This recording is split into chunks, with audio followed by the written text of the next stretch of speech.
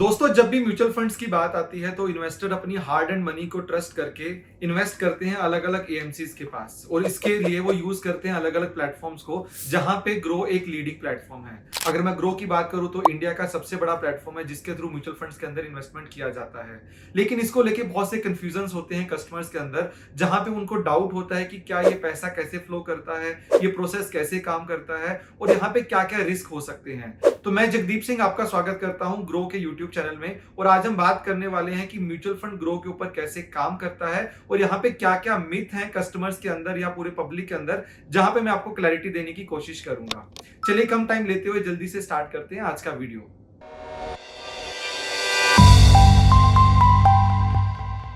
दोस्तों, mutual fund में investment करने के टाइम पे सबसे पहला क्वेश्चन आता है कि इन्वेस्टमेंट कहां पे किया जाए। तो यहां पे मैं आपको बहुत ही सिंपल तरीके से बताना चाहूंगा कि हर इन्वेस्टर का अपना एक रिस्क एपेटाइट होता है। अपने रिस्क को समझते हुए आपको एक ऐसा म्यूचुअल फंड सेलेक्ट करना चाहिए जो आपके ऑब्जेक्टिव को मीट करे, और वहां पे ही आपको इन्वेस्टमेंट करने के बारे में सोचना चाहिए। यहां पे मैं कुछ एग्जांपल लेके आपको समझा देता हूं। जैसे कि लार्ज कैप म्यूचुअल फंड होते हैं जो कि बड़ी कंपनीज में इन्वेस्ट करते हैं, जहां पे रिस्क थोड़ा कम होता है।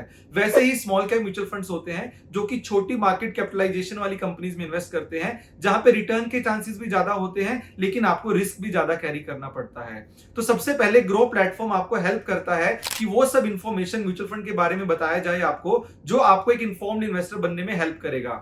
यानी कि मान लीजिए आप एक नए इन्वेस्टर हैं, आपने सबसे पहले अकाउंट खोला, वहां पे कुछ केवाईसी प्रोसेस होते हैं जो कि ग्रो आपको करने में हेल्प करता है। नेक्स्ट इंपॉर्टेंट स्टेप होता है म्यूचुअल फंड को सिलेक्ट करने का। तो यहाँ पे सिलेक्ट करने के लिए आपको कुछ कुछ इंफॉर्मेशन का जरूरत होता है, यानी कि इसको अलग अलग जगह से क्या रेटिंग मिला है, क्या इसका रिस्क है, इसके अलावा कौन कौन से स्टॉक्स कौन सी इंडस्ट्री से इस म्यूचुअल फंड ने इन्वेस्ट किए हुए हैं। तो इन सब चीजों के बारे में ग्रो आपको बहुत ही सिंपल लैंग्वेज में अपने प्रोडक्ट पेज के ऊपर बताता है, ताकि आप एक इन्फॉर्म्ड इन्वेस्टर बन के खुद सिलेक्ट कर सकें कि आपको कहां पे इन्वेस्ट करना है। इसके बाद चलिए बात करते हैं नेक्स्ट स्टेप के बारे में, क्योंकि पहले स्टेप में जो भी आपको हेल्प चाहिए थी वो ग्रो ने एज अ प्लेटफॉर्म आपको दिया, हर इंफॉर्मेशन आपको दिया अनबाइस्ड व्यू में, ताकि आप एक अच्छे इन्वेस्टर बन सकें।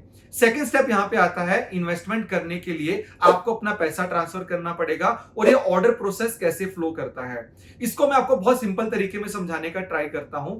अब मान लीजिए सबसे पहले आप ग्रो के पेज पे आते हैं और यहाँ पे आपको लगता है कि म्यूचुअल फंड आपके लिए सही है और यहाँ पे आपको इन्वेस्ट करना है। इन्वेस्ट करने के लिए आप एक ओटीपी डालेंगे, ओटीपी डालने के बाद आपको एक पेमेंट करना पड़ेगा, और पेमेंट के लिए आप अलग अलग सोर्सेज के थ्रू अपना पेमेंट इनिशिएट कर सकते हैं। तो दोस्तों, यहाँ पे दो अलग अलग चीजें हैं। पहला, ऑर्डर इंफॉर्मेशन का फ्लो, दूसरा मनी का फ्लो। दोस्तों, जब आप यहाँ पे ऑर्डर को पंच करते हैं तो ग्रो एज अ प्लेटफॉर्म आपके ऑर्डर को बीएसई एमएफ स्टार प्लेटफॉर्म पे जाके पंच कर देता है। अब ये बीएसई एमएफ स्टार प्लेटफॉर्म क्या है? ये बीएसई जो कि एक स्टॉक एक्सचेंज है, एशिया की सबसे बड़ी स्टॉक एक्सचेंज है, उसकी एक आर्म है जो कि म्यूचुअल फंड ट्रांजैक्शंस हैंडल करती है। तो यहाँ पे जो आपका ऑर्डर फ्लो था वो ग्रो से बीएससी स्टार एमएफ के पास चला जाता है। लेकिन अगर मैं यहाँ पे पैसे की बात करूं तो जो पैसा आपके बैंक अकाउंट से डिडक्ट हुआ है वो कहीं भी ग्रो के पास नहीं आता है, बल्कि ये पैसा आपका पेमेंट एग्रीगेटर्स के पास जाता है, जो कि एक स्पॉन्सर बैंक को अपॉइंट करते हैं, जिसके थ्रू ये पैसा आईसीसीएल को चला जाता है।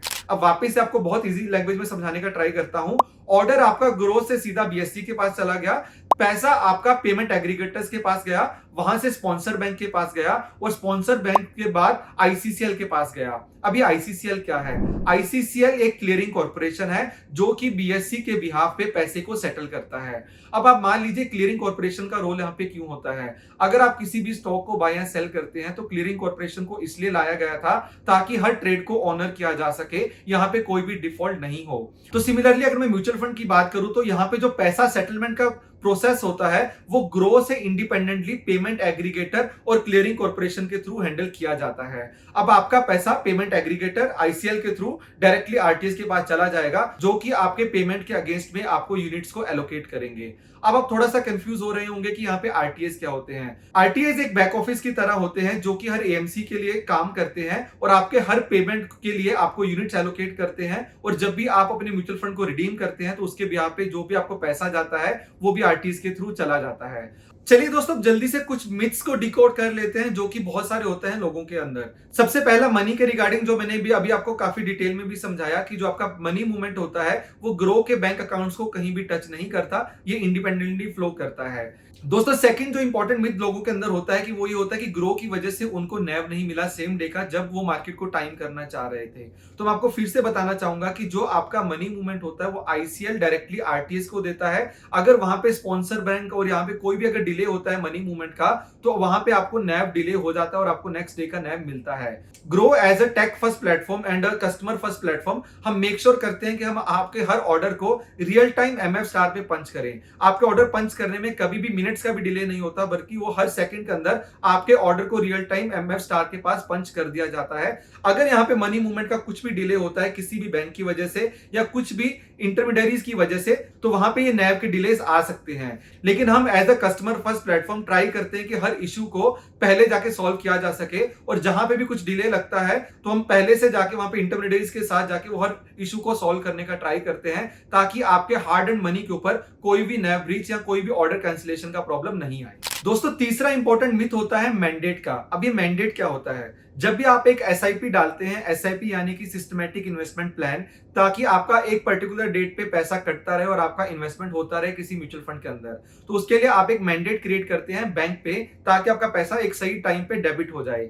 तो अभी मैंडेट को लेकर बहुत जगह क्वेश्चन होते हैं। तो दोस्तों मैं आपको यहाँ पे भी क्लैरिफाई करना चाहूंगा कि जो भी मैंडेट आप म्यूचुअल फंड्स के लिए ग्रो प्लेटफॉर्म पे क्रिएट करते हैं वो सब आईसीसीएल यानी कि क्लियरिंग कॉर्पोरेशन के लिए ही क्रिएट किए जाते हैं। वो मैंडेट ग्रो के नाम पे क्रिएट नहीं किए जाते। यानी कि जब भी वो पैसा कटता है तो डायरेक्टली आईसीसीएल के पास ही जाता है, ग्रो के पास नहीं आता है। दोस्तों इसके अलावा और भी म्यूचुअल फंड के अंदर बहुत से कॉम्प्लायंस चेंजेस आते रहते हैं जिसकी वजह से प्रोसेस भी चेंज होती है और वो प्रोसेस अच्छे के लिए चेंज होती है ताकि आपका पैसा ज्यादा सेफ रहे, आपकी इन्वेस्टमेंट ज्यादा सेफ रहे। और ग्रो हमेशा उन कॉम्प्लायंसेस को सही टाइम पे सबसे पहले इंप्लीमेंट करने का ट्राई करता है और वहां पे ध्यान भी रखता है कि उसके लिए आपके कहीं भी कस्टमर एक्सपीरियंस के अंदर कोई भी प्रॉब्लम नहीं आए। दोस्तों ये टॉपिक है जो कि आप पीछे भी देख सकते हैं, काफी स्क्रीनशॉट्स हमने यहाँ पे डाले हैं, तो जिसकी वजह से हमने सोचा कि क्यों ना आपसे खुल के बात किया जाए और आपको बताया जाए कि क्या केस हुआ था और यहाँ पे कैसे इशू सामने निकल के आया था और ग्रो ने इसके लिए क्या क्या एक्शंस लिए थे।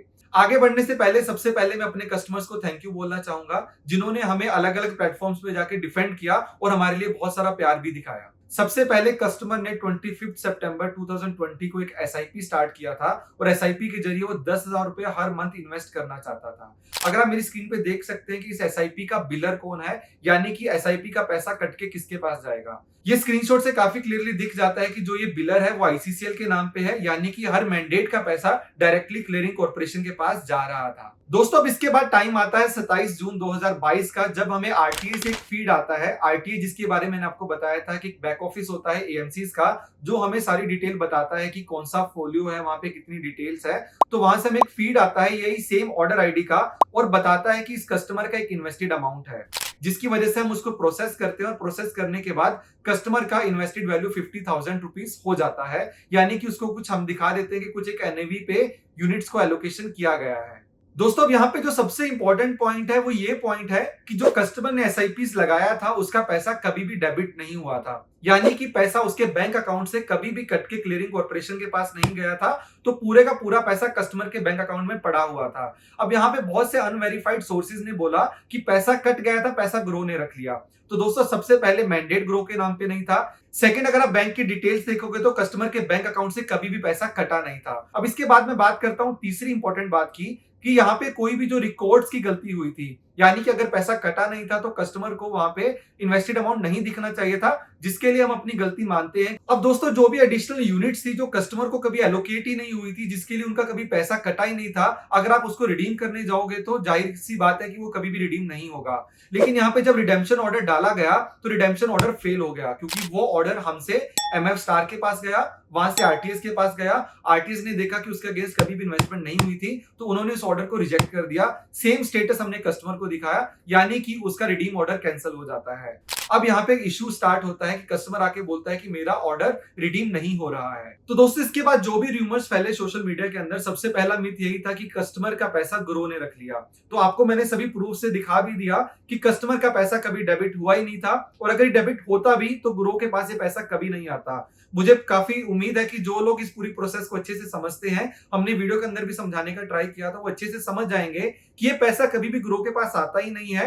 और ये पैसा कस्टमर से भी हमने बहुत बार कंफर्म कंफर्म करने का ट्राई किया कि आप हमें अपने अकाउंट स्टेटमेंट से वेरीफाई कर दीजिए कि आपके अकाउंट से पैसा कटा था, लेकिन कस्टमर ने आज तक वेरीफाई नहीं किया और ये पैसा जो कभी कटा ही नहीं, उसके अगेंस्ट उनका रिडीम ऑर्डर फेल हुआ था। और जो मिथ था कि पैसा ग्रो ने रख लिया, वो पूरे तरीके से गलत है, क्योंकि दोस्तों पूरे इकोसिस्टम के अंदर ये दो ही चीजें काम करती हैं। ऑर्डर फ्लो, ऑर्डर स्टेटस, ये ग्रो की तरफ से फ्लो होता है, लेकिन जो मनी मूवमेंट होता है उसमें ग्रो का कुछ भी लेना देना नहीं होता है। दोस्तों इसके अलावा आपको एक बहुत इंपॉर्टेंट इन्फॉर्मेशन देना चाहूंगा कि अगर आप अपनी होल्डिंग को वेरीफाई करना चाहते हैं और आपको लगता है कि आपने जो जो म्यूचुअल फंड के अंदर इन्वेस्ट किया था वो कहां पे एग्जिस्ट करता है, कैसे एग्जिस्ट करता है, तो आप एमएफ सेंट्रल पे जाके देख सकते हैं आप अपनी कंसोलिडेटेड अकाउंट स्टेटमेंट, जहां पे आपको दिख जाएगा कि आपके कौन कौन से फोलियोज है और आपने कितना इन्वेस्टमेंट किया हुआ है। दोस्तों इसके अलावा आप दो आरटीएस जो कि कैम्स और के फिनटेक है, जहां पे जाके आप अपनी होल्डिंग्स को भी वेरीफाई कर सकते हैं। आप वहां से अपने कंसोलिडेटेड अकाउंट स्टेटमेंट को डाउनलोड भी कर सकते हैं। तो दोस्तों मैं उम्मीद करता हूं कि इस वीडियो से जो भी आपके डाउट्स है वो क्लियर हुए होंगे। इसके अलावा जो भी मिस इन्फॉर्मेशन है, अगर आपको उस पर लेके कोई भी डाउट होता है तो आप ग्रो के कस्टमर सपोर्ट को कनेक्ट कर सकते हैं, अपने क्वेश्चंस को पूछ सकते हैं। हम आपके क्वेश्चन को हर सही तरीके से आंसर करने का ट्राई करेंगे। इसके अलावा दोस्तों अगर आपको और भी कोई प्रॉब्लम आती है तो आप support@grow.in पे कनेक्ट कर सकते हैं। हम हमेशा ट्राई करते हैं कि आपकी प्रॉब्लम को जल्दी से जल्दी सॉल्व किया जा सके और आपको एक अच्छा कस्टमर एक्सपीरियंस दिया जा सके। अगर आपको आज की वीडियो अच्छी लगी तो वीडियो को लाइक करें, कमेंट करके बताएं कि इसके अलावा आपके और क्या क्वेश्चंस हैं जिसको हम आंसर कर सकते हैं। Happy investing.